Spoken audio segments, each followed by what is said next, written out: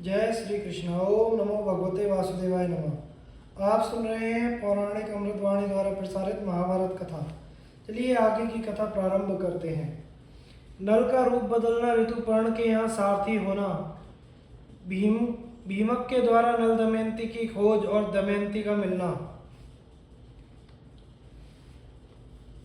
भरतश्व जी ने कहा, युधिष्ठिर, जिस समय राजा नल दमयंती को सोती छोड़कर आगे बढ़े उस समय वन में दावाग्नि लग रही थी। नल कुछ छिटक गए। उनके कानों में आवाज आई, राजा नल, शीघ्र दौड़ो, मुझे बचाओ।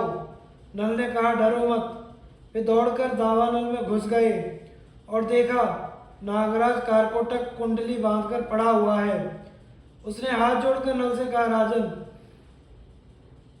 मैं कारकोटक नाम का सर्प हूँ। मैंने तेजस्वी ऋषि नारद को धोखा दिया था।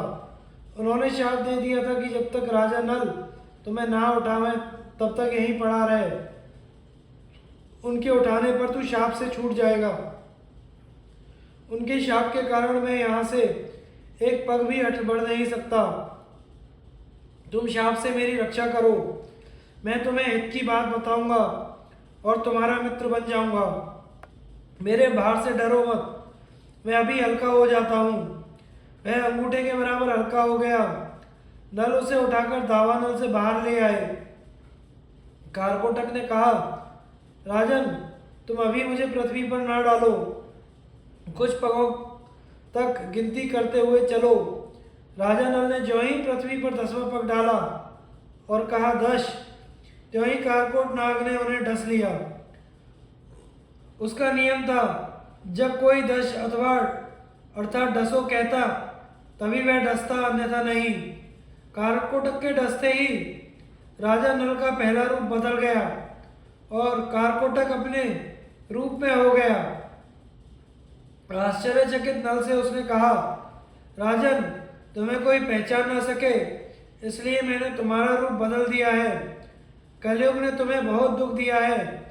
अब मेरे विष से वह तुम्हारे शरीर में बहुत दुखी रहेगा। तुमने मेरी रक्षा की है। अब तुम्हें हिंसक पशु पक्षी शत्रु ब्रह्मवेत्ताओं से कोई भी भय नहीं रहेगा। अब तुम पर किसी भी विष का प्रभाव नहीं होगा और युद्ध में सर्वदा तुम्हारी जीत होगी। अब तुम अपना नाम बाहुक रख लो और द्यूत कुशल राजा ऋतुपर्ण की नगरी में अयोध्या में जाओ। तुम उन्हें घोड़ों की विद्या बतलाना। वे तुम्हें जुए का रहस्य बतला देंगे तथा तुम्हारे मित्र भी बन जाएंगे। जुए का रहस्य जान लेने पर तुम्हारी पत्नी, पुत्री, पुत्र, राज्य सब कुछ मिल जाएगा। जब तुम अपना पहले का रूप धारण करना चाहो तब मेरा स्मरण करना और मेरे दिए हुए वस्त्र धारण कर लेना। यह कहकर कारकोटक ने 2 दिव्य वस्त्र दिए और वहीं अंतर ध्यान हो गया। राजा नल वहां से चलकर 10वें दिन राजा ऋतुपर्ण की राजधानी अयोध्या पहुंच गए। उन्होंने वहां राज दरबार में निवेदन किया कि मेरा नाम बाहुक है। मैं घोड़ों को हाँकने तथा उन्हें तरह तरह की चालें सिखाने का काम करता हूँ। घोड़ों की विद्या में मेरे जैसा निपुण इस पृथ्वी पर कोई और नहीं है। अर्थ संबंधी तथा अन्याय गंभीर समस्याओं पर मैं बहुत अच्छी सम्मति देता हूँ और रसोई बनाने में भी चतुर हूँ एवं हस्त कौशल के सभी काम और दूसरे भी कठिन कामों को मैं करने की चेष्टा करूँगा। आप मेरी आजीविका निश्चित करके मुझे रख लीजिए। ऋतुपर्ण ने कहा, बाहुक, तुम भले आए। तुम्हारे जिम्मे ये सभी काम रहेंगे, परंतु मैं शीघ्रगामी सवारी को विशेष पसंद करता हूँ। इसलिए तुम ऐसा उद्योग करो कि मेरे घोड़ों की चाल तेज हो जाए। मैं तुम्हें अश्वशाला का अध्यक्ष बनाता हूँ। तुम्हें हर महीने सोने की 10,000 मोहरें मिला करेंगी। इसके अतिरिक्त वार्षिणी और जीवल हमेशा तुम्हारे पास उपस्थित रहेंगे। तुम आनंद से मेरे दरबार में रहो। राजा ऋतुपर्ण से सत्कार पाकर राजा नल बाहुक के रूप में वार्षिणी और जीवल के साथ अयोध्या में रहने लगे।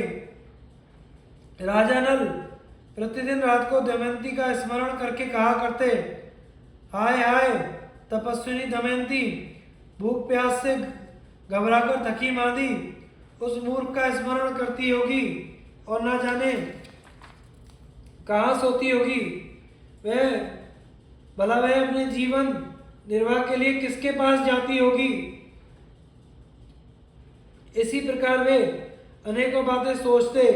इस प्रकार ऋतुपर्ण के पास रहते उन्हें कोई पहचान ना सके। जब विदर्भ नरेश भीमक को यह समाचार मिला कि मेरे दामाद नल राज्यच्युत होकर मेरी पुत्री के साथ वन में चले गए हैं, तब उन्होंने ब्राह्मणों को बुलवाया और उन्हें बहुत सा धन देकर कहा कि आप लोग पृथ्वी पर सर्वत्र जाकर नल दमयंती का पता लगाइए और उन्हें ढूंढ लाइए। जो ब्राह्मण ये काम पूरा कर लेगा उसे 1 सहस्त्र गौएं और जागीर दी जाएगी।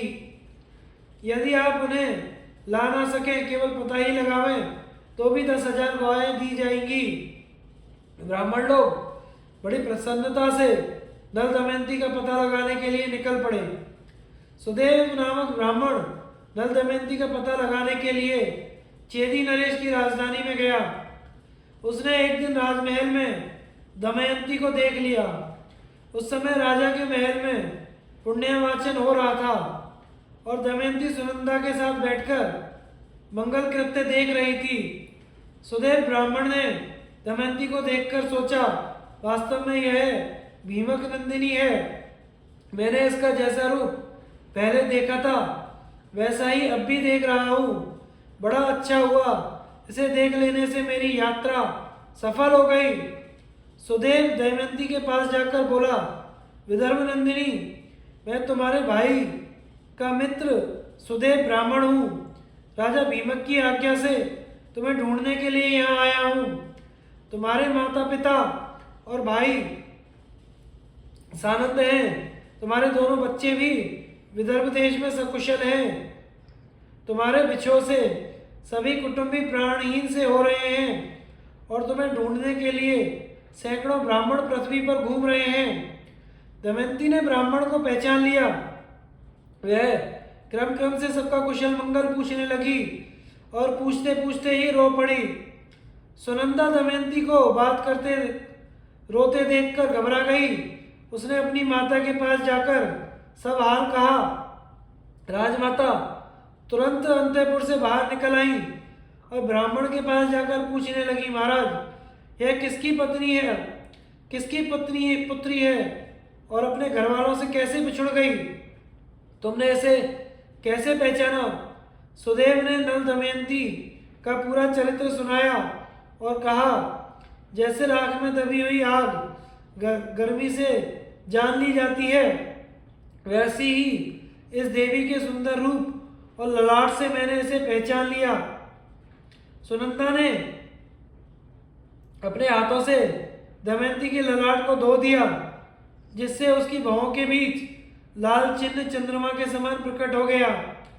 ललाट का वह तिल देखकर सुनंदा और राजमाता दोनों ही रो पड़ी। उन दोनों ने 2 घड़ी तक दमयंती को अपनी छाती से सटाए रखा। राजमाता ने कहा, दमयंती, मैंने इस तिल से पहचान लिया कि तुम मेरी बहन की पुत्री हो। तुम्हारी माता मेरी सगी बहन है।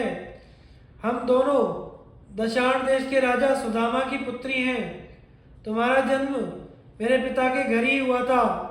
उस समय मैंने तुम्हें देखा था। जैसे तुम्हारे पिता का घर तुम्हारा है, वैसे ही यह घर भी तुम्हारा है। यह संपत्ति जैसी मेरी है, वैसी ही तुम्हारी भी। दमयंती बहुत प्रसन्न हुई। उसने अपनी मौसी को प्रणाम करके कहा, माँ, तुमने मुझे पहचाना नहीं तो क्या हुआ? मैं रही हूँ यहाँ लड़की की तरह ही। तुमने मेरी अभिलाषाएं पूर्ण की हैं तथा मेरी रक्षा की है। इसमें मुझे संदेह नहीं कि मैं अब यहाँ और भी सुख से रहूंगी, परंतु मैं बहुत दिनों से घूम रही हूँ। मेरे छोटे छोटे 2 बच्चे पिताजी के घर पर हैं। वे अपने पिता के वियोग से दुखी रहते होंगे। न जाने उनकी क्या दशा होगी। यदि आप मेरा हित करना चाहती हैं तो मुझे विदर्भ देश में भेजकर मेरी इच्छा पूर्ण कीजिए। राजमाता बहुत प्रसन्न हुई। उन्होंने अपने पुत्र से कहकर पालकी मंगवाई, भोजन वस्त्र बहुत सी वस्तुएं देकर एक बड़ी सेना के संरक्षण में दमयंती को विदा कर दिया। विदर्भ देश में दमयंती का बड़ा सत्कार हुआ। दमयंती अपने भाई, बच्चे, माता पिता और सखियों से मिली। उसने देवता और ब्राह्मणों की पूजा की। राजा भीमक को अपनी पुत्री के मिल जाने से बड़ी प्रसन्नता हुई। उन्होंने सुदेव नामक ब्राह्मण को 1000 गौएं, गांव तथा धन देकर संतुष्ट किया। नल की खोज, ऋतुपर्ण की विदर्भ यात्रा, कलयुग का उतरना। बृहदस्यु कहते हैं, युधिष्ठिर अपने पिता के घर एक दिन विश्राम करके दमयंती ने अपनी माता से कहा, माता, मैं आपसे सत्य कहती हूँ, यदि आप मुझे जीवित रखना चाहती हैं तो मेरे पतिदेव को ढूंढवाने का उद्योग कीजिए। रानी ने बहुत दुखी होकर अपने पति राजा भीमक से कहा, स्वामी, दमयंती अपने पति के लिए बहुत व्याकुल है। उसने संकोच छोड़कर मुझसे कहा, उन्हें ढूंढवाने का उद्योग करना चाहिए। राजा ने अपने आश्रित ब्राह्मणों को बुलवाया और नल को ढूंढने के लिए उन्हें नियुक्त कर दिया। ब्राह्मणों ने दमयंती के पास जाकर कहा, अब हम राजा नल का पता लगाने के लिए जा रहे हैं। दमयंती ने ब्राह्मणों से कहा कि आप लोग जिस राज्य में जाएं, वहां मनुष्य की भीड़ में यह बात कहें, मेरे प्यारे चलिया, तुम मेरी साड़ी में से आधी फाड़कर तथा मुझ दासी को वन में सोती छोड़कर कहाँ चले गए? तुम्हारी वह दासी अब भी उसी अवस्था में आधी साड़ी पहने तुम्हारे आने की बाट जो रही है, तुम्हारे वियोग से दुखी हो रही है। उनके सामने मेरी दशा का वर्णन कीजिएगा। अब ऐसी बात कहिएगा जिससे वे प्रसन्न हो और मुझ पर कृपा करें। मेरी बात कहने पर यदि आप लोगों को कोई उत्तर दे तो वह कौन है, कहाँ रहता है, इन बातों का पता लगा लीजिएगा और उसका उत्तर याद रखकर मुझे सुनाइएगा। इस बात का भी ध्यान रखिएगा कि आप लोग यह बात मेरी आज्ञा से कह रहे हैं, यह उसे मालूम ना होने पावे। ब्राह्मणगण दमयंती के निर्देशानुसार राजा नल को ढूंढने के लिए निकल पड़े। बहुत दिनों तक ढूंढने खोजने के बाद पर्णाद नामक ब्राह्मण ने महल में आकर दमयंती से कहा, राजकुमारी, मैं आपके निर्देशानुसार निषद नरेश नल का पता लगाता हुआ अयोध्या जा पहुंचा। वहां मैंने राजा ऋतुपर्ण के पास जाकर भरी सभा में मैंने तुम्हारी बात दोहराई, परंतु वहां किसी ने भी उत्तर नहीं दिया। जब मैं वहां से चलने लगा तब उसके बाहुक नामक एक सारथी ने मुझे एकांत में बुलाकर कुछ कहा। देवी, वह सारथी राजा ऋतुपर्ण के घोड़ों को शिक्षा देता है, स्वादिष्ट भोजन बनाता है, परंतु उसके हाथ छोटे और शरीर कुरूप है। उसने लंबी सांस लेकर रोते हुए कहा, कुलीन स्त्रियां घोर कष्ट पाने पर भी अपने शील की रक्षा करती हैं और अपने सतीत्व के बल पर स्वर्ग जीत लेती हैं। कभी उनका पति उन्हें त्याग भी दे तो वे क्रोध नहीं करती, अपने सदाचार की रक्षा करती हैं। त्यागने वाला पुरुष विपत्ति में पड़ने के कारण दुखी और अचेत हो रहा था, इसलिए उस पर क्रोध करना उचित नहीं है। माना कि पति ने अपनी पत्नी का योग्य सत्कार नहीं किया, परंतु वह उस समय राज्य लक्ष्मी से च्युत, क्षुधाधुर, दुखी और दुर्दशाग्रस्त था। ऐसी अवस्था में उस पर क्रोध करना उचित नहीं है। जब वह अपने प्राण रक्षा के लिए जीविका चाह रहा था तब पक्षी उसके वस्त्र लेकर उड़ गए। उसके हृदय की पीड़ा असह्य थी। राजकुमारी, बाहुक की यह बात सुनकर मैं तुम्हें सुनाने के लिए आया हूँ। अब तुम जैसा उचित समझो करो, चाहो तो महाराज से भी कह दो। ब्राह्मण की बात सुनकर दमयंती की आंखों में आंसू भर आए। उसने अपनी माँ से एकांत में कहा, माता, आप यह बात पिताजी से ना कहें। मैं सुदेव ब्राह्मण को इस काम में नियुक्त करती हूँ। जैसे सुदेव ने मुझे शुभ मुहूर्त में यहाँ पहुँचाया था, वैसे ही शुभ शकुन देखकर अयोध्या जाए और मेरे पतिदेव को लाने की युक्ति करे। इसके बाद दमयंती ने प्रणात का सत्कार करके उसे विदा किया और सुदेव को बुलाया। दमयंती ने सुदेव से कहा, ब्राह्मण देवता, आप शीघ्र से शीघ्र अयोध्या नगरी जाकर राजा ऋतुपर्ण से यह बात कहिए कि भीमक पुत्री दमयंती फिर से स्वयंवर में स्वेच्छानुसार पति वरण करना चाहती है। बड़े बड़े राजा और राजकुमार जा रहे हैं। स्वयंवर की तिथि कल ही है, इसलिए यदि आप पहुंच सकें तो वहां जाइए। नल के जीने मरने का किसी को पता नहीं है, इसलिए वह कल सूर्योदय के समय दूसरा पति वरण करेगी। दमयंती की बात सुनकर सुदेव अयोध्या गए और उन्होंने राजा ऋतुपर्ण से सब बातें कह दी। राजा ऋतुपर्ण ने सुदेव ब्राह्मण की बात सुनकर बाहुक को बुलाया और मधुर वाणी से समझाकर कहा, बाहुक, कल दमयंती का स्वयंवर है। मैं एक ही दिन में विदर्भ देश पहुंचना चाहता हूँ। यदि तुम इतना जल्दी वहां पहुंचना संभव समझो तभी मैं वहां जाऊंगा। ऋतुपर्ण की बात सुनकर नल का कलेजा फटने लगा। उन्होंने मनी मन सोचा, दमयंती ने दुख से अचेत होकर ही ऐसा कहा होगा। संभव है वह ऐसा करना चाहती हो, परंतु नहीं, उसने मेरी प्राप्ति के लिए ही यह युक्ति की होगी। वह पतिव्रता, तपस्विनी और दीन है। मैंने दुर्बुद्धिवश उसे त्याग कर बड़ी क्रूरता की। अपराध मेरा ही है, वह कभी ऐसा नहीं कर सकती। अस्तु, सत्य क्या है असत्य क्या है, यह बात तो वहां जाने पर ही मालूम होगी।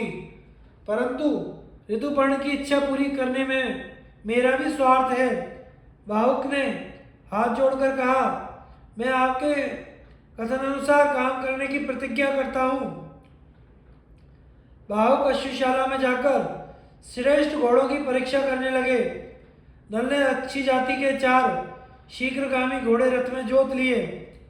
राजा ऋतुपर्ण रथ पर सवार हो गए। जैसे आकाशचारी पक्षी आकाश में उड़ते हैं, वैसे ही बाहुक का रथ थोड़े ही समय में नदी, पर्वत और वनों को लांघने लगा। एक स्थान पर राजा ऋतुपर्ण का दुपट्टा नीचे गिर गया। उन्होंने बाहुक से कहा, रथ रोको, मैं वार्ष्णेय से उसे उठवा मंगाऊं। नल ने कहा, आपका वस्त्र गिरा तो अभी है, परंतु हम वहां से 1 योजन आगे निकल आए हैं, अब वह उठाया नहीं जा सकता। जिस समय यह बात हो रही थी उस समय वह रथ एक वन में चल रहा था। ऋतुपर्ण ने कहा, बाहुक, तुम मेरी गणित विद्या की चतुराई देखो। सामने वृक्ष में जितने पत्ते और फल दिख रहे हैं, उनकी अपेक्षा भूमि पर गिरे हुए फल और पत्ते 100 गुने अधिक हैं। इस वृक्ष की शाखाओं और टहनियों पर 5 करोड़ पत्ते हैं और 2095 फल हैं। तुम्हारी इच्छा हो तो गिन लो। बाहुक ने रथ खड़ा किया और कहा, मैं इस बहेड़े के वृक्ष को काटकर इनके फलों और पत्तों को ठीक ठीक इनका निश्चय करूंगा। बाहुक ने वैसा ही किया। फल और पत्ते ठीक उतने ही हुए जितने राजा ने बतलाए थे। नल आश्चर्यचकित हो गए। बाहुक ने कहा, आपकी विद्या अद्भुत है, आप अपनी विद्या बतला दीजिए। ऋतुपर्ण ने कहा, गणित विद्या की तरह ही मैं पासों की वशीकरण विद्या में भी ऐसा ही निपुण हूं। बाहुक ने कहा, आप मुझे यह विद्या सिखा दें तो मैं आपको घोड़ों की भी विद्या सिखा दूं। ऋतुपर्ण को विदर्भ देश पहुंचने की बहुत जल्दी थी। अश्व विद्या सीखने का लोभ भी था। इसलिए उन्होंने राजा नल को पासों की विद्या सिखा दी और कह दिया कि अश्व विद्या तुम मुझे पीछे सिखा देना। मैंने उसे तुम्हारे पास धरोहर छोड़ दिया। जिस समय राजा नल ने पासों की विद्या सीखी, उसी समय कलयुग कर्कोटक नाग के तीखे विष को उगलता हुआ नल के शरीर से बाहर निकल आया। कलयुग के बाहर निकलने पर नल नल को बड़ा क्रोध आया। उन्होंने उसे शाप देना चाहा। कलयुग दोनों हाथ जोड़कर भय से कांपता हुआ कहने लगा, आप क्रोध शांत कीजिए, मैं आपको यशस्वी बनाऊंगा। आपने जिस समय दमयंती का त्याग किया, उसी समय उसने मुझे शाप दे दिया था। मैं बड़े दुख के साथ कर्कोटक नाग के विष से जलता हुआ आपके शरीर में रहता था। मैं आपकी शरण में हूँ, मेरी प्रार्थना सुने, मुझे शाप ना दें। जो आपके पवित्र चरित्र का गान करेंगे, उन्हें मेरा भय नहीं होगा। राजा नल ने क्रोध शांत किया। कलयुग भयभीत होकर बहेड़े के पेड़ में घुस गया। यह संवाद कलयुग और नल के अतिरिक्त किसी को मालूम नहीं हुआ। वह वृक्ष ठूंठ सा हो गया। इस प्रकार कलयुग ने राजा नल का पीछा छोड़ दिया, परंतु अभी उनका रूप नहीं बदला था। उन्होंने अपने रथ को जोर से हाँका और सायंकाल होते न होते वे विदर्भ देश जा पहुंचे। राजा भीमक के पास समाचार भेजा गया। उन्होंने ऋतुपर्ण को अपने यहाँ बुला लिया। ऋतुपर्ण के रथ की झंकार से दिशाएं गूंज उठी। कुंडी नगर में राजा नल के वे घोड़े भी रहते थे जो उनके बच्चों को लेकर आए थे। रथ की घड़घड़ाहट से उन्होंने राजा नल को पहचान लिया और वे पूर्ववत प्रसन्न हो गए। दमयंती को भी वह आवाज वैसी ही जान पड़ी। दमयंती कहने लगी, इस रथ की घड़घड़ाहट मेरे चित्त में उल्लास पैदा करती है। अवश्य ही इसको हाँकने वाले मेरे पतिदेव हैं। यदि आज वे मेरे पास नहीं आएंगे तो मैं धधकती आग में कूद पड़ूंगी। मैंने कभी हंसी खेल में भी उनसे झूठ बात कही हो, उनका कोई अपकार किया हो, प्रतिज्ञा करके तोड़ दी हो, ऐसी याद नहीं आती। वे शक्तिशाली, क्षमावान वीर, दाता और एक पत्नी व्रती हैं। उनके वियोग से मेरी छाती फट रही है। दमयंती महल की छत पर चढ़कर रथ का आना और उस पर से रथी सारथी को उतरता देखने लगी। दमयंती द्वारा राजा नल की पहचान, परीक्षा, मिलन, राज्य प्राप्ति और कथा का उपसंहार।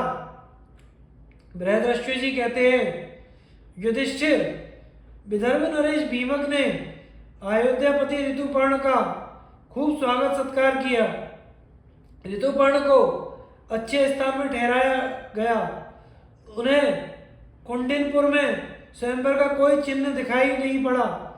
भीमक को इस बात का बिल्कुल पता नहीं था कि राजा ऋतुपर्ण मेरी पुत्री के स्वयंवर का निमंत्रण पाकर यहाँ आए हैं। उन्होंने कुशल मंगल पूछने के बाद पूछा, आप यहाँ किस उद्देश्य से पधारे हैं?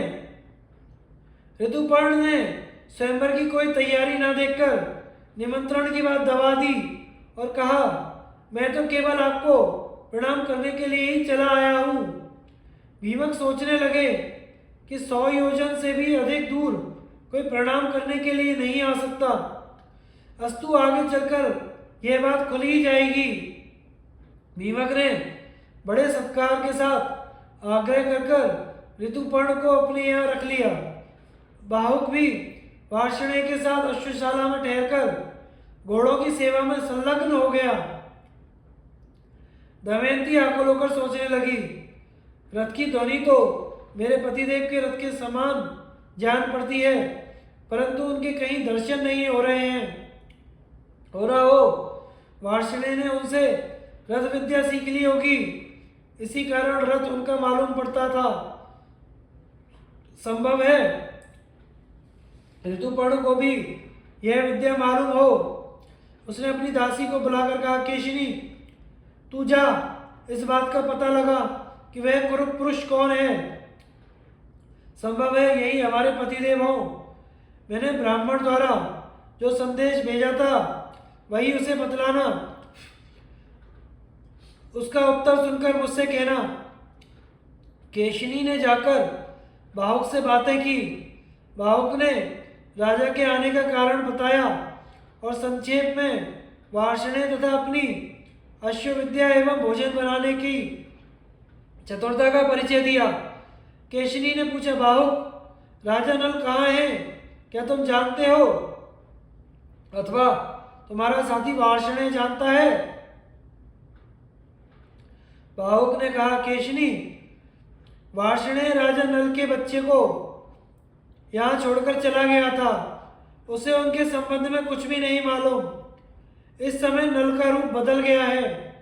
वे छिपकर रहते हैं। उन्हें या तो स्वयं वही पहचान सकते हैं या उनकी पत्नी दमयंती, क्योंकि वे अपने गुप्त चिन्हों को दूसरों के सामने प्रकट नहीं करना चाहते। केशिनी, राजा नल विपत्ति में पड़ गए थे, इसलिए से उन्होंने अपनी पत्नी का त्याग किया। दमयंती को अपने पति पर क्रोध नहीं करना चाहिए। जिस समय वे भोजन की चिंता में थे, पक्षी उनके वस्त्र लेकर उड़ गए। उनका हृदय पीड़ा से जर्जरित था। यह ठीक है कि उन्होंने अपनी पत्नी के साथ उचित व्यवहार नहीं किया, फिर भी दमयंती को उनकी दुर्वस्था पर विचार करके क्रोध नहीं करना चाहिए। ये कहते नल का हृदय खिन्न हो गया, आंखों में आंसू आ गए, वे रोने लगे। केशिनी ने दमयंती के पास आकर वहाँ सब बातचीत और उनका रोना भी बतलाया। अब दमयंती की आशंका और भी दृढ़ होने लगी कि यही राजा नल है। उसने दासी से कहा, केशिनी, फिर बाहु के पास जाओ और उसके पास बिना कुछ बोले खड़ी रहो। उसकी चेष्टाओं पर ध्यान दो। वह आग मांगे तो मत देना, जल मांगे तो देर कर देना। उसका एक एक चरित्र मुझे यहाँ आकर बताओ। केशिनी फिर बाहुक के पास गई और वहाँ उसके देवताओं एवं मनुष्यों के समान बहुत से चरित्र देखकर लौट आई और दमयंती से कहने लगी, राजकुमारी, बाहुक ने तो जल, थल और अग्नि पर सब तरह से विजय प्राप्त कर ली। मैंने आज तक ऐसा पुरुष ना कहीं देखा और ना सुना है। यदि कहीं नीचे द्वार आ जाता तो वह झुकता नहीं, उसे देखकर द्वार ही ऊंचा हो जाता है। वह बिना झुके ही चला जाता है। छोटे से छोटा छेद भी उसके लिए गुफा बन जाता है। वहाँ जल के लिए जो घड़े रखे थे वे उसकी दृष्टि पड़ते ही जल से भर गए। उसने फूस का फूला लेकर सूर्य की ओर किया और वह जलने लगा। इसके अतिरिक्त वह अग्नि का स्पर्श करके भी जलता नहीं है। पानी उसकी इच्छा अनुसार बहता है। वह जब अपने हाथों से फूलों को मसलने लगता है तो वे कुमलाते नहीं, प्रफुल्लित और सुगंधित दिखते हैं। इन अद्भुत लक्षणों को देखकर मैं तो भौचक्की सी रह गई और बड़ी शीघ्रता के साथ तुम्हारे पास चली आई। दमयंती बाहुक के कर्म और चेष्टाओं को सुनकर निश्चित रूप से जान गई कि अवश्य मेरे पतिदेव हैं। उसने केशिनी के साथ अपने दोनों बच्चों को नल के पास भेज दिया। बाहुक इंद्रसेना और इंद्रसेन को पहचान कर और उनके पास आ गया और दोनों बालकों को छाती से लगाकर गोद में बिठा लिया। बाहुक अपनी संतानों से मिलकर घबरा गया और रोने लगा। उसके मुख पर पिता के समान स्नेह के भाव प्रकट होने लगे। तदंतर बाहुक ने दोनों बच्चों को केशिनी को दे दिया और कहा, ये बच्चे मेरे दोनों बच्चों के समान ही हैं, इसलिए मैं इन्हें देखकर रो पड़ा। केशिनी, तुम बार बार मेरे पास आती हो, लोग न जाने क्या सोचने लगेंगे, इसलिए यहाँ मेरे पास बार बार आना उत्तम नहीं है। तुम जाओ। केशिनी ने दमयंती के पास आकर वहां की सारी बात कह दी। अब दमयंती ने केशरी को अपनी माता के पास भेजा और कहलाया, माता जी, मैंने राजा नल समझकर बार बार भाव की परीक्षा करवाई है। अब मुझे केवल उनके रूप के संबंध में ही संदेह रह गया है। अब मैं स्वयं उनकी परीक्षा करना चाहती हूँ, इसलिए आप भाव को मेरे महल में आने की आज्ञा दे दीजिए अथवा उसके पास ही जाने की आज्ञा दे दीजिए। आपकी इच्छा हो तो यह बात पिताजी को बतला दीजिए अथवा मत बतलाइए। रानी ने अपने पति भीमक की अनुमति ली और बाहुक को रनिवास में बुलवाने की आज्ञा दी। बाहुक बुला लिया गया। दमयंती को देखते ही नल का हृदय एक साथ ही शोक और दुख से भर आया। वह आंसुओं से नहा गए। बाहुक की आकुलता देखकर दमयंती भी शोकग्रस्त हो गई। उस समय दमयंती गेरुआ वस्त्र पहने हुए थी, केशों में जटा बंध गई थी, शरीर मलिन था। दमयंती ने कहा, बाहुक, पहले एक धर्मज्ञ पुरुष अपनी पत्नी को वन में सोती छोड़कर चला गया था। क्या कहीं तुमने उसे देखा है? उस समय वह स्त्री थकी मांदी नींद से अचेत थी। ऐसी निरपराध स्त्री को पुण्यश्लोक निषद नरेश के सिवा और कौन पुरुष निर्जन वन में छोड़ सकता है? मैंने जीवन भर में जानबूझकर उनका कोई भी अपराध नहीं किया, फिर भी वे मुझे वन में सोती छोड़कर चले गए। इतना कहते कहते दमयंती के नेत्रों से आंसुओं की झड़ी लग गई। दमयंती के विशाल सांवले एवं रत्नारे नेत्रों से आंसू टपकता देख नल से रहा ना गया। वे कहने लगे, प्रिय, मैंने जानबूझकर ना तो राज्य का नाश किया, ना ही तुम्हें त्यागा। यह तो कलयुग की करतूत है। मैं जानता हूं, जब से तुम मुझसे बिछड़ी हो तब से दिन रात मेरा ही स्मरण चिंतन करती रहती हो। कलयुग मेरे शरीर में रहकर तुम्हारे शाप के कारण जलता रहता था। मैंने उद्योग और तपस्या के बल से उस पर विजय पा ली है। अब हमारे दुख का अंत आ गया है। कलयुग अब मुझे छोड़कर चला गया है। मैं एकमात्र तुम्हारे लिए ही यहाँ आया हूँ। यह तो बतलाओ, तुम मेरे जैसे प्रेमी अनुकूल पति को छोड़कर जिस प्रकार दूसरे पति से विवाह करने के लिए तैयार हुई हो, क्या कोई दूसरी स्त्री ऐसा कर सकती है? तुम्हारे स्वयंवर का समाचार सुनकर ही राजा ऋतुपर्ण बड़ी शीघ्रता के साथ यहाँ आए हैं। दमयंती यह सुनकर भय के मारे थरथर कांपने लगी। दमयंती ने हाथ जोड़कर कहा, आर्यपुत्र, मुझ पर दोष लगाना उचित नहीं। आप जानते हैं कि मैंने अपने सामने प्रकट देवताओं को छोड़कर आपको वर्णन किया है। मैंने आपको ढूंढने के लिए बहुत से ब्राह्मणों को भेजा था। वे मेरी कई बात दोहराते हुए चारों ओर घूम रहे थे। प्रणाम नामक ब्राह्मण अयोध्यापुरी में आपके पास भी पहुंचा था। उसने आपको मेरी बात सुनाई और आपने उनका यथोचित उत्तर भी दिया था। वह समाचार सुनकर मैंने आपको बुलाने के लिए यही युक्ति की थी। मैं जानती हूँ कि आपके अतिरिक्त कोई दूसरा मनुष्य नहीं है जो एक दिन में घोड़ों के रथ से 100 योजन पहुंच जाए। मैं आपके चरणों का स्पर्श करके शपथ पूर्वक सत्य सत्य कहती हूँ, मैंने कभी मन से भी परपुरुष का चिंतन नहीं किया है। यदि मैंने कभी मन से भी पाप कर्म किया हो तो निरंतर भूमि पर विचरने वाले वायुदेव, भगवान सूर्य और मन के देवता चंद्रमा मेरे प्राणों का नाश कर दें। ये तीनों देवता सकल भूमंडल में विचरते हैं। वे सच्ची बात बतला दें और यदि मैं पापिनी हूं तो मुझे त्याग दें। उसी समय वायु ने अंतरिक्ष में स्थिर होकर कहा, राजन, मैं सत्य कहता हूं, दमयंती ने कोई पाप नहीं किया है। इसने 3 वर्ष तक अपने उज्ज्वल शील व्रत की रक्षा की है। हम लोग इसके रक्षक रूप में रहे हैं, इसकी पवित्रता के साक्षी हैं। इसने स्वयंवर की सूचना तुम्हें ढूंढने के लिए ही दी थी। वास्तव में दमयंती तुम्हारे योग्य है और तुम दमयंती के योग्य हो। कोई शंका ना करो और इसे स्वीकार करो। जिस समय पवन देवता यह बात कहने लगे, उसी समय आकाश से पुष्पों की वर्षा होने लगी। देवताओं की दुंदुभियां बजने लगी। शीतल मंद सुगंधित वायु चलने लगी।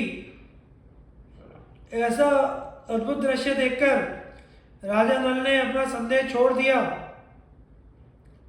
और नागराज करकोटक का दिया हुआ वस्त्र ओढ़कर उसका स्मरण किया। उनका शरीर तुरंत पूर्ववत हो गया। दमयंती राजा नल को पहले रूप में देखकर उनसे लिपट गई और रोने लगी। राजा नल ने भी प्रेम के साथ दमयंती को गले से लगाया और दोनों बालकों को छाती से लिपटाकर उनके साथ प्यार की बात करने लगे। सारी रात दमयंती के साथ बातचीत करने में ही बीत गई। प्रातःकाल होने पर नहा धो सुंदर वस्त्र पहनकर दमयंती और राजा नल भीमक के पास आए। उनके चरणों में प्रणाम किया। भीमक ने बड़े आनंद से उनका सत्कार किया और आश्वासन दिया। बात की बात में यह समाचार सर्वत्र पहुंच गया। नगर के नर नारी आनंद में भरकर उत्सव मनाने लगे। देवताओं की पूजा हुई। जब राजा ऋतुपर्ण को यह बात मालूम हुई कि भावुक के रूप में राजा नल ही थे और यहाँ आकर अपनी पत्नी से मिल गए हैं, तब उन्हें बड़ा आनंद हुआ और उन्होंने नल को अपने पास बुलवाकर क्षमा मांगी। राजा नल ने उनके व्यवहारों की उत्तमता बताकर प्रशंसा की और उनका सत्कार किया। साथ ही उन्हें अश्व विद्या भी सिखा दी। राजा ऋतुपर्ण किसी दूसरे सारथी को लेकर अपने नगर चले गए। राजा नल 1 महीने तक कुंडिन नगर में ही रहे। तदंतर अपने ससुर भीमक की आज्ञा लेकर लोगों के साथ निषाद देश के लिए रवाना हुए। राजा भीमक ने एक श्वेत वर्ण का रथ, 16 हाथी, 50 घोड़े, 600 पैदल राजा नल के साथ भेज दिए। अपने नगर में प्रवेश करके राजा नल पुष्कर से मिले और बोले, या तो तुम कपट भरे जुए का खेल फिर मुझसे खेलो या धनुष पर डोरी चढ़ाओ। पुष्कर ने हंसकर कहा, अच्छी बात है कि तुम्हें दांव पर लगाने के लिए फिर धन मिल गया। आओ, अब की बार तुम्हारे धन तथा दमयंती को भी जीत लूंगा। राजा नल ने कहा, अरे भाई, जुआ खेलो, बकते क्या हो? हार जाओगे तो तुम्हारी दशा क्या होगी जानते हो? जुआ होने लगा।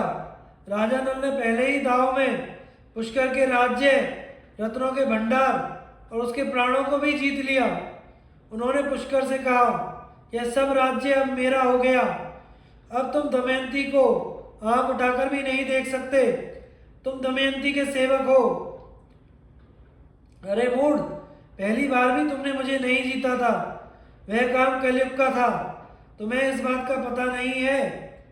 मैं कलयुग के दोष को तुम्हारे सिर नहीं मढ़ना चाहता।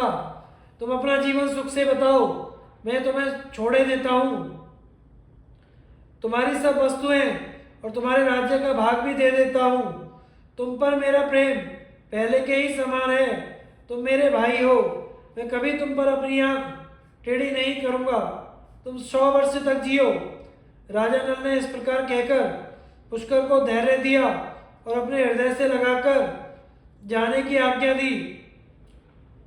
पुष्कर ने हाथ जोड़कर राजा नल को प्रणाम किया और कहा, जगत में आपकी अक्षय कीर्ति हो। आप 10,000 वर्ष तक सुख से जीवित रहें।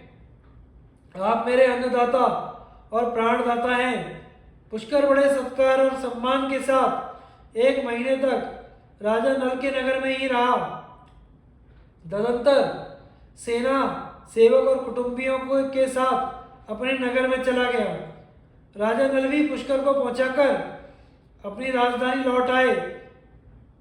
सभी नागरिक, साधारण प्रजा, मंत्रिमंडल के लोग राजा नल को पाकर बहुत प्रसन्न हुए।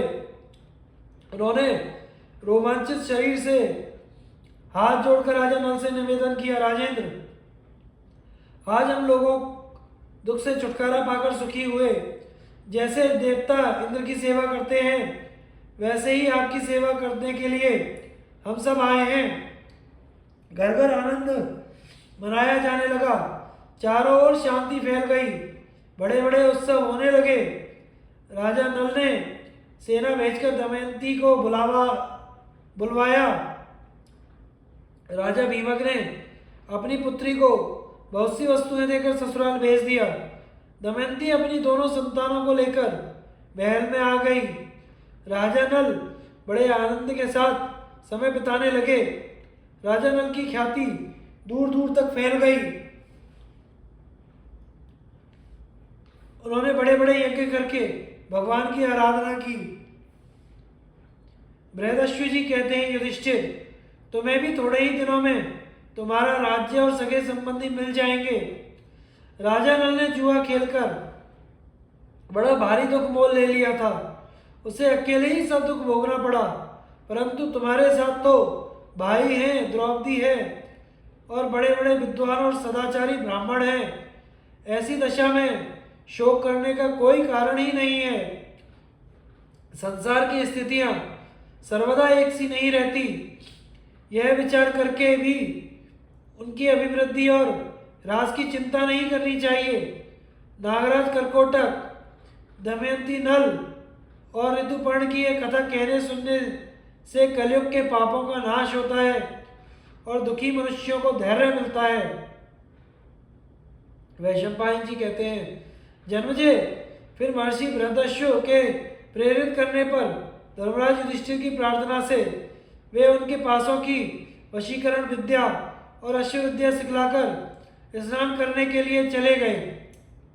उनके जाने पर धर्मराज युधिष्ठिर ऋषि मुनियों से अर्जुन की तपस्या के संबंध में बातचीत करने लगे। नारद जी द्वारा तीर्थ यात्रा की महिमा का वर्णन। जन्मजय ने पूछा, भगवान, मेरे परदादा अर्जुन के वियोग में शेष पांडवों ने काम्य वन में किस प्रकार अपने दिन बिताए? वैशंपायन जी कहते हैं, जन्मजय, जब अर्जुन तपस्या करने के उद्देश्य से चले गए, तब शेष पांडवों ने अर्जुन के वियोग में बड़ी उदासी के साथ अपने दिन बिताए। वे दुख और शोक में डूबे रहते थे। उन्हीं दिनों परम तेजस्वी देवर्षि नारद उनके निवास स्थान पर आए। धर्मराज युधिष्ठिर ने भाइयों सहित खड़े होकर शास्त्रोक्त रीति से उनकी पूजा की। देवर्षि नारद ने कुशल प्रश्न पूछकर उन्हें आश्वासन दिया और कहा, युधिष्ठिर, इस समय तुम क्या चाहते हो? मैं तुम्हारा कौन सा काम करूं? धर्मराज युधिष्ठिर ने उनके चरणों में प्रणाम करके बड़ी नम्रता के साथ कहा, महाराज, सभी लोग आपकी पूजा करते हैं। जब आप हम पर प्रसन्न हैं तो हम लोग ऐसा अनुभव कर रहे हैं कि आपकी कृपा से हमारे सारे काम सिद्ध हो गए। आप कृपया करके हम लोगों को एक बात बतलाइए। जो तीर्थों का सेवन करता हुआ पृथ्वी की परिदक्षिणा करता है, उसे क्या फल मिलता है? नारद जी ने कहा, राजन, तुम सावधान होकर सुनो। एक बार तुम्हारे पितामह भीष्म हरिद्वार में ऋषि, देवता एवं पितरों की तृप्ति के लिए कोई अनुष्ठान कर रहे थे। वहीं एक दिन पुलस्त्य मुनि आए। भीष्म ने उनकी सेवा पूजा करके यही प्रश्न किया जो तुम मुझसे कर रहे हो। उसके उत्तर में पुलस्त्य मुनि ने जो कहा वही मैं तुम्हें सुना रहा हूँ। पुलस्त्य जी ने कहा, भीष्म, तीर्थों में प्राय बड़े बड़े ऋषि मुनि रहते हैं। उन तीर्थों के सेवन से जो फल प्राप्त होता है वह मैं तुम्हें सुनाता हूँ। जिसके हाथ दान लेने और बुरे कर्म करने से अपवित्र नहीं है, जिसके पैर नियम पूर्वक पृथ्वी पर पड़ते हैं, अर्थात जीव जंतुओं को अपने नीचे ना दबाकर दूसरों को सुख पहुंचाने के लिए चलते हैं, जिसका मन दूसरों के अनिष्ट चिंतन से बचा हुआ है, जिसकी विद्या मारण मोहन उच्चाटन आदि से युक्त विवाद जन्य ना हो, जिसकी तपस्या अंतःकरण की शुद्धि और जगत कल्याण के लिए हो, जिसकी कीर्ति और कृति निष्कलंक हो, उसे तीर्थों का वह फल जिसका शास्त्रों में वर्णन है प्राप्त होता है।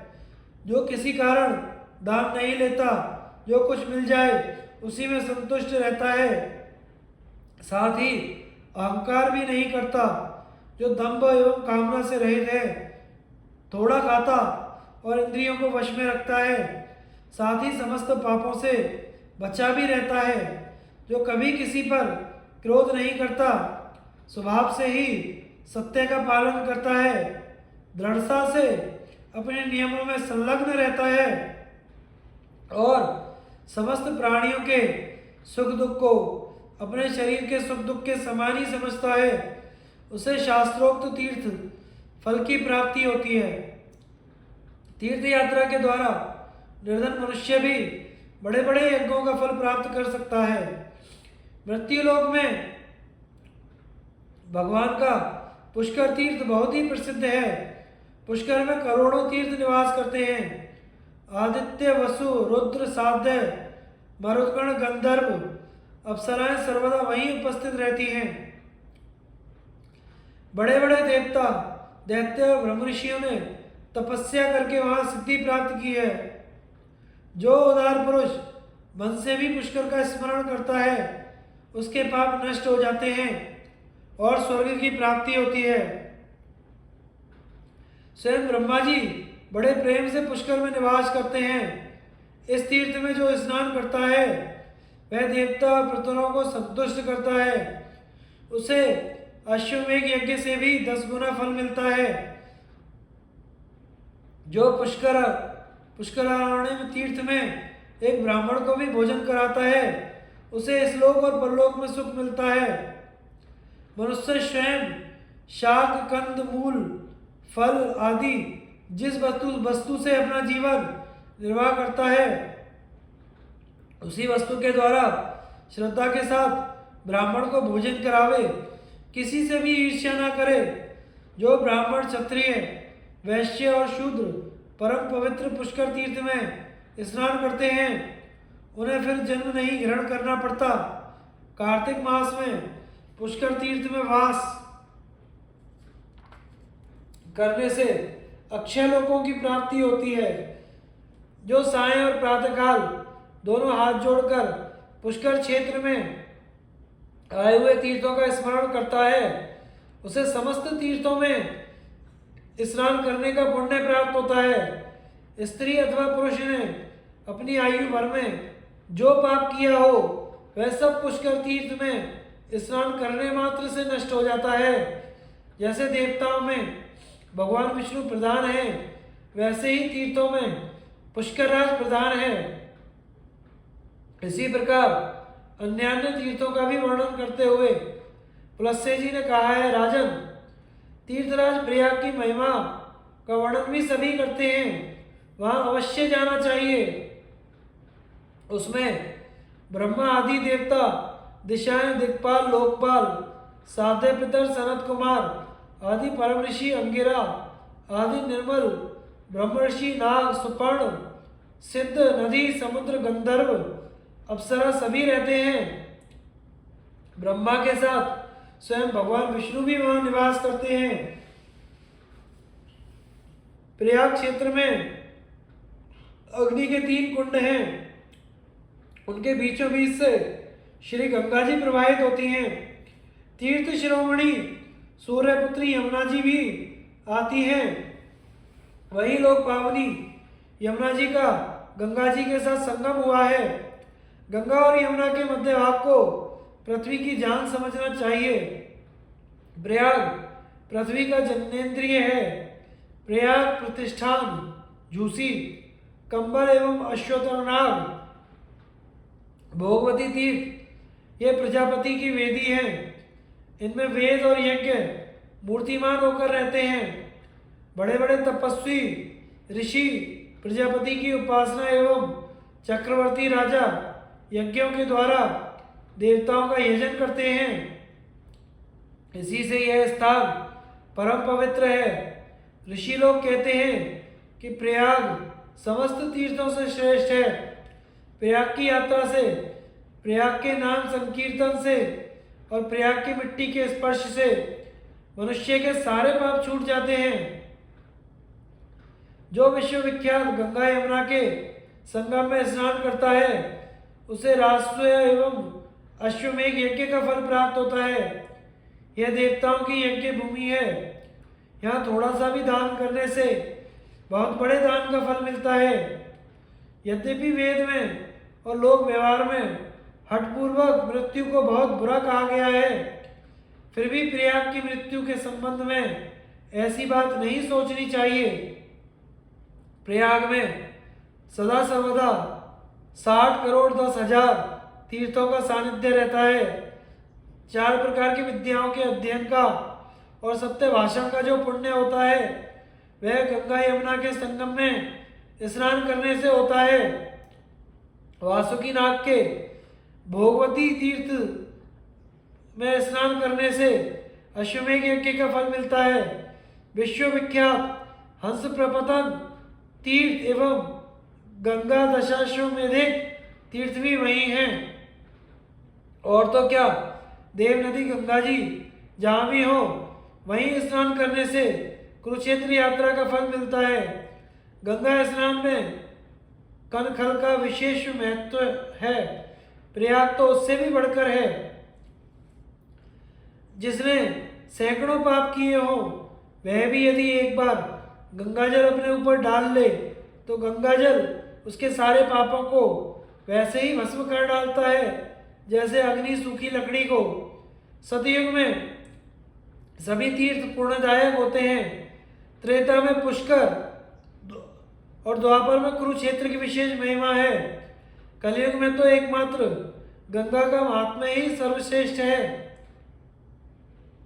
पुष्कर में तपस्या, महालय तीर्थ पर दान, मलयाचल पर शरीर दाह और भृगुतुंग में अनशन करना श्रेष्ठ है।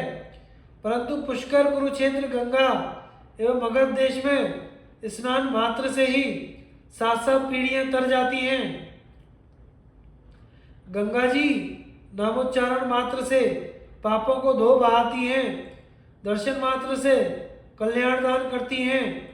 स्नान और पान से 7 पीढ़ियों तक पवित्र कर देती हैं। जब तक मनुष्य की हड्डी गंगाजल में रहती है तब तक उसे स्वर्ग में सम्मान प्राप्त होता है। जो पुण्य तीर्थ एवं पुण्य क्षेत्रों का सेवन करते हैं वे पुण्य उपार्जन करके स्वर्ग के अधिकारी होते हैं।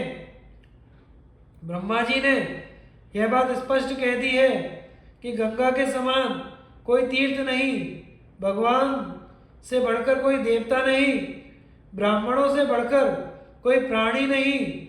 जहाँ गंगा जी हैं वहीं पवित्र देश हैं और पवित्र तपोवन है। गंगा तट का स्थान ही सिद्धि क्षेत्र है। भीष्म, मैंने जो तीर्थ यात्रा का वर्णन किया है वह सत्य है। इसे ब्राह्मण, क्षत्रिय, वैश्य, सत्पुरुष, पुत्र, मित्र, शिष्य और सेवकों को गोपनीय से गोपनीय निधि के रूप में कान में बतलाना चाहिए। इस महात्म्य के वर्णन एवं श्रवण से बहुत से फल मिलते हैं। इससे शुद्ध बुद्धि उत्पन्न होती है। इससे चारों वर्णों के लोगों की इच्छा पूरी होती है।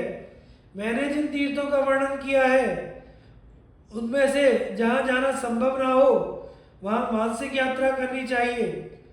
उसमें बड़े बड़े देवता और ऋषियों ने स्नान किया है। भीष्म, तुम श्रद्धापूर्वक शास्त्रोक्त नियमानुसार इंद्रियों को शुद्ध रखते हुए तीर्थों की यात्रा करो और अपना पुण्य बढ़ाओ। शास्त्रदर्शी सत्पुरुष ही उन तीर्थों को प्राप्त कर सकते हैं। नियमहीन, संयमी, अपवित्र एवं चोर उन तीर्थों की उपलब्धि नहीं कर सकते। तुम सदाचारी एवं धर्म के मर्मज्ञ हो। तुम्हारे धर्म पालन के प्रताप से सभी तृप्त हो रहे हैं। तुमने तो देवता, पितर, ऋषि आदि सभी को तीर्थ स्नान करा दिया है। तुम्हें श्रेष्ठ लोक और महान कीर्ति की प्राप्ति होगी। धर्मराज, भीष्म पितामह से इतना कहकर पुलस्त्य मुनि वहीं अंतर्ध्यान हो गए। भीष्म पितामह ने विधि पूर्वक तीर्थ यात्रा की। जो इस विधि से पृथ्वी की परिक्रमा करता है उसे 100 अश्वमेघों का फल प्राप्त होता है। तुम तो अकेले नहीं, इन ऋषियों को भी तीर्थ में ले जाओगे, इसलिए तुम्हें 8 गुना फल प्राप्त होगा। बहुत से तीर्थों को राक्षसों ने रोक रखा है, वहां केवल तुम ही जा सकते हो। तीर्थों में वाल्मीकि, कश्यप, दत्तात्रेय, कुंट जठर, विश्वामित्र, गौतम, असित, देवल, मार्कंडे, गालव, भारद्वाज, वशिष्ठ मुनि, उद्दालक, शौनक, व्यास, शुकदेव, दुर्वासा, जाबाली आदि बड़े बड़े तपस्वी ऋषि तुम्हारी प्रतीक्षा कर रहे हैं। तुम उन लोगों को साथ लेते हुए सब तीर्थों में जाओ। परम तेजस्वी लोमस ऋषि भी तुम्हारे पास आएंगे, उन्हें भी ले लो, मैं भी चलूंगा। तुम ययाति और पुरुरवा के समान यशस्वी और धर्मात्मा हो। तुम राजा भगीरथ और लोकाभिराम राम के समान समस्त राजाओं से श्रेष्ठ हो। मनु, इक्ष्वाकु, पुरु, प्रथु और इंद्र के समान यशस्वी तथा प्रजापालक हो। तुम अपने शत्रुओं पर विजय प्राप्त करके प्रजा पालन करोगे और धर्म के अनुसार पृथ्वी का साम्राज्य भोग करते हुए कार्तवीर्य अर्जुन के समान कीर्तिमान होगे। इस प्रकार धर्मराज युधिष्ठिर से कहकर देवर्षि नारद वहीं अंतर्ध्यान हो गए। धर्मात्मा युधिष्ठिर तीर्थों के संबंध में चिंतन करने लगे। धौम्य द्वारा तीर्थों का वर्णन। वैशंपायन जी कहते हैं, जन्मजय, धर्मराज युधिष्ठिर ने देवर्षि नारद से तीर्थों का महात्म्य सुनकर अपने भाइयों से सलाह की और उनकी सम्मति जानकर वे अपने पुरोहित धौम्य के पास गए और बोले, भगवान, मेरा भाई अर्जुन बड़ा ही धीर, वीर और पराक्रमी है। मैंने अपने उद्योगी, साहसी, शक्तिशाली एवं तपोधन भाई को अस्त्र विद्या प्राप्त करने के लिए वन में भेज दिया। मैं तो ऐसा समझता हूँ कि अर्जुन और श्री कृष्ण भगवान नर नारायण के अवतार हैं। परम समर्थ भगवान वेदव्यास भी ऐसा कहते हैं। इन दोनों में समग्र ऐश्वर्य, ज्ञान, कीर्ति, लक्ष्मी, वैराग्य और धर्म, ये 6 भग नित्य निवास करते हैं, इसलिए इन्हें भगवान कहते हैं। स्वयं देवर्षि नारद भी ये बात कहते हैं और उनकी प्रशंसा करते हैं। अर्जुन की शक्ति और अधिकार समझकर ही मैंने उन्हें देवराज इंद्र के पास अस्त्र विद्या ग्रहण करने के लिए भेजा है। यह तो अर्जुन की बात हुई। कौरवों का ध्यान आते ही सबसे पहले भीष्म पितामह और द्रोणाचार्य पर दृष्टि जाती है। अश्वत्थामा और कृपाचार्य भी दुर्जेय हैं। दुर्योधन ने पहले से ही इन महारथियों को अपनी ओर से लड़ने का वचन लेकर बांध रखा है। सूतपुत्र कर्ण भी महारथी है और दिव्य अस्त्रों का प्रयोग करना जानता है। परंतु मेरा विश्वास है कि भगवान श्री कृष्ण की सहायता से परपुंज धनंजय इंद्र से अस्त्र विद्या सीख आने पर सब लोगों के लिए वह अकेला ही पर्याप्त होगा। अर्जुन के अतिरिक्त हमारे लिए कोई सहारा नहीं है। हम लोग अर्जुन की बाट जोते हुए ही यहाँ निवास कर रहे हैं। उसकी शूरता और सामर्थ्य पर हमारा विश्वास है। हम सभी अर्जुन के लिए चंचल हैं। आप कृपया करके कोई ऐसा पवित्र और रमणीय वन बतलाइए जिसमें अन्न, फल, फूल आदि की अधिकता हो एवं पुण्यात्मा सत्पुरुष रहते हों। हम लोग वहीं चलकर कुछ दिनों तक रहें और अर्जुन की प्रतीक्षा करें। पुरोहित धौम्य ने कहा, धर्मराज युधिष्ठिर, मैं तुम्हें पवित्र आश्रम, तीर्थ, पर्वतों का वर्णन सुनाता हूँ। उसके श्रवण से द्रौपदी और तुम लोगों की उदासी दूर हो जाएगी। तीर्थों का महात्म्य श्रवण करने से पुण्य होता और तदंतर उनकी यात्रा की जाए तो 100 गुना अधिक पुण्य होता। अब मैं अपनी स्मृति के अनुसार पूर्व दिशा के राजर्षि सेवित तीर्थों का वर्णन करता हूँ। नैमिषारण्य तीर्थ का नाम तो तुमने सुना ही होगा। वहाँ देवताओं के अलग अलग बहुत से क्षेत्र हैं। वह तीर्थ परम पवित्र, पुण्यप्रद, रमणीय गोमती नदी के तट पर स्थित है। वह देवताओं की यज्ञ भूमि है। बड़े बड़े देवर्षि उसका सेवन करते हैं। गया के संबंध में प्राचीन विद्वानों ने कहा है, मनुष्यों के बहुत से पुत्र हो तो अच्छा, क्योंकि यदि उनमें से कोई एक भी गया क्षेत्र में जाकर पिंडदान दे दे, अश्वमेघ यज्ञ कर दे अथवा नील वृषोत्सर्ग कर दे तो उसके पहले पीछे की 10-10 पीढ़ियों का उद्धार हो जाता है। गया क्षेत्र में महानदी नाम का एक और गयशील नाम का तीर्थ स्थान है। वह महानदी फल्गु है।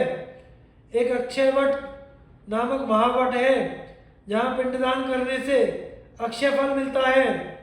विश्वामित्र की तपस्या का स्थान कौशिक नदी, जहाँ उन्होंने ब्राह्मणत्व की प्राप्ति की थी, पूर्व दिशा में ही है। पुण्य सलीला भगवती भागीरथी की विशाल धारा भी पूर्व दिशा में ही है। उसके तट पर बड़ी बड़ी दक्षिणाएं देकर राजा भगीरथ ने बहुत से यज्ञ किए थे। गंगा और यमुना का विश्वविख्यात संगम स्थान प्रयाग है। वह परम पवित्र और पुण्यप्रद है। बड़े बड़े ऋषि उसकी सेवा करते हैं।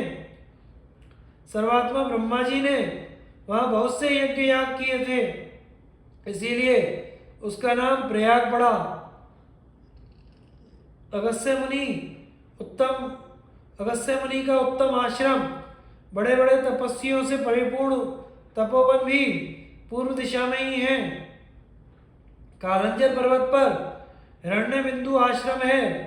अगस्त्य पर्वत बड़ा रमणीय, पवित्र एवं कल्याण साधना के उपयुक्त है। परशुराम का तपस्या क्षेत्र महेंद्र पर्वत, जिस पर ब्रह्मा ने यज्ञ किया था, उधर ही है। बाहुदा और नंदा नामक नदियां भी वहीं हैं। दक्षिण दिशा में गोदावरी नाम की पवित्र नदी बहती है। उस नदी का जल मंगलमय एवं तपस्वियों द्वारा सेवित है। उसके तट पर बड़े बड़े ऋषियों के आश्रम हैं। वेणा और भागीरथी नदियों के जल भी बड़े पवित्र हैं। उधर ही राजा इंद्रक की पयोष्णी नदी भी है। पयोष्णी नदी का जल पात्र में पृथ्वी पर अथवा वायु के द्वारा उड़कर शरीर का स्पर्श कर ले तो जीवन भर के पाप नष्ट हो जाते हैं। एक और गंगा आदि सब नदियों को रखा जाए और दूसरी ओर परम पवित्र पयोष्णी को, तो पयोष्णी नदी ही सबसे बढ़कर होगी, ऐसा मेरा विचार है। द्रविड़ देश के अंतर्गत पांड्य तीर्थ में अगस्त्य तीर्थ, वरुण तीर्थ, कुमारी तीर्थ भी हैं। ताम्रपर्णी नदी, गोकर्ण आश्रम, अगस्त्य आश्रम आदि भी बहुत ही पुण्य और रमणीय हैं। सौराष्ट्र देश में बड़े ही महिमामय आश्रम, देव मंदिर, नदियां और सरोवर हैं। सौराष्ट्र देश के चमसोद्भेदन और प्रवास तीर्थ तो विश्व विश्रुत हैं। पिंडारक तीर्थ एवं उज्जैन पर्वत भी हैं। सौराष्ट्र देश में ही द्वारका भी है, जिसमें पुराण पुरुषोत्तम स्वयं भगवान श्री कृष्ण निवास करते हैं। वे सनातन धर्म के मूर्तिमान स्वरूप हैं। वेदज्ञ और ब्रह्मज्ञ महात्मा वास्तव में श्री कृष्ण का वही स्वरूप बतलाते हैं। कमल नयन भगवान श्री कृष्ण पवित्रों में पवित्र, पुण्यों में पुण्य, मंगलों में मंगल और देवताओं में देवता हैं। वे क्षर, अक्षर, पुरुषोत्तम सब कुछ हैं। उनका स्वरूप अचिंत्य एवं अनिर्वचनीय है। वे ही प्रभु द्वारका में निवास करते हैं। पश्चिम दिशा में आनर्त देश के अंतर्गत बहुत से पवित्र पुण्यप्रद देव मंदिर तथा तीर्थ हैं। वहाँ पुण्य सलिला नर्मदा नदी है, उसकी गति पश्चिम की ओर है। उसके तट पर बड़े सुंदर सुंदर वृक्ष, झाड़ियाँ एवं जंगल हैं। तीनों लोक के पवित्र तीर्थ, देव मंदिर, नदी, वन, पर्वत, ब्रह्मादि देवता, ऋषि, महर्षि, सिद्ध, चारण और बड़े बड़े पुण्यात्मा प्रतिदिन नर्मदा के पवित्र जल में स्नान करने के लिए आते हैं। नर्मदा के तट पर ही विश्रवा मुनि का आश्रम है, जहाँ कुबेर का जन्म हुआ था। वैदुर्य शिखर नामक पर्वत भी नर्मदा तट पर ही है। उधर केतुमाला, मेद्या नदी और गंगा द्वार, ये 3 तीर्थ हैं। सेंधवारण्य नामक एक पवित्र वन है, उसमें तपस्वी ब्राह्मण रहते हैं। ब्रह्मा का पुण्यदायक सरोवर पुष्कर भी बहुत प्रसिद्ध है। वह कर्म मार्ग को त्याग कर ज्ञान मार्ग पर आरूढ़ होने वाले ऋषियों के लिए पवित्र आश्रम है। उसके संबंध में स्वयं श्री ब्रह्मा जी ने कहा है, जो मनुष्य पुरुष मन से भी पुष्कर तीर्थ की यात्रा की इच्छा करता है, उसके सारे पाप नष्ट हो जाते हैं। अंत में उसे स्वर्ग की प्राप्ति होती है। उत्तर दिशा में परम पवित्र सरस्वती नदी के तट पर बहुत से तीर्थ हैं। यमुना नदी का उद्गम भी उत्तर दिशा में ही है। प्लच्छावतरण नाम के मंगलमय तीर्थ में यज्ञ करके सरस्वती नदी में अभ्रत स्नान किया जाता है, फिर स्वर्ग की प्राप्ति होती है। अग्निशील तीर्थ भी वही है। सरस्वती नदी के तट पर वानखिल्य ऋषियों ने यज्ञ किया था। सत्पुरुष उसकी महिमा का बखान करते हैं। दृष्टद्युति नदी, निग्रोध, पांचाल्य, दालभ्य घोष और दालभ्य नाम के आश्रम भी वही हैं। उत्तर के पर्वतों में से एक पर्वत को फोड़कर गंगा जी निकली थी। उस स्थान का नाम गंगा द्वार है। उस पवित्र तीर्थ में बड़े बड़े ब्रह्मर्षि निवास करते हैं। कनखल में सनत कुमार का निवास स्थान है। पूर्व पर्वत भी वही है। भृगु मुनि की तपस्या का स्थान भृगुतुंग महापर्वत भी है। भगवान नारायण सर्वज्ञ, सर्वव्यापक, सर्वशक्तिमान एवं पुरुषोत्तम हैं। उनकी कीर्ति बड़ी मंगलमयी है। उनकी विशाल नगरी बद्रिका आश्रम के पास है। विशाला नगरी तीनों लोकों में परम पवित्र एवं प्रसिद्ध है। बद्रिका आश्रम के पास पहले ठंडे एवं गर्म जल की गंगा बहती थी। उनमें सोने की रेत चमका करती थी। बड़े बड़े ऋषि मुनि, देवी देवता भगवान नारायण को नमस्कार करने के लिए उस आश्रम में जाते हैं। स्वयं परमात्मा का निवास स्थान होने के कारण उस तीर्थ में जगत के संपूर्ण तीर्थ और देव मंदिर निवास करते हैं। वह पुण्य क्षेत्र, तीर्थ एवं तपोवन पर ब्रह्म स्वरूप है, क्योंकि देवादिदेव, निखिल लोक महेश्वर, परमेश्वर स्वयं उस आश्रम में निवास करते हैं। परमात्मा के परम स्वरूप को जो पहचान लेता है, उसे कभी किसी प्रकार का शोक नहीं होता। उन्हीं भगवान के निवास स्थान विशाला बद्रिका आश्रम में बड़े बड़े देवर्षि, सिद्ध और तपस्वी निवास करते हैं। अवश्य ही वह तीर्थ अन्य पवित्र तीर्थों से भी पवित्र है।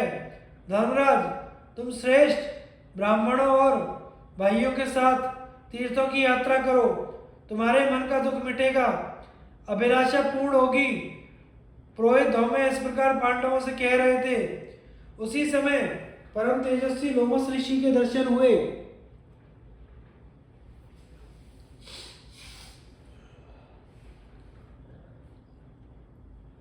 आगे की कथा हम अगले भाग में सुनेंगे। हमारे चैनल को सब्सक्राइब करें। धन्यवाद।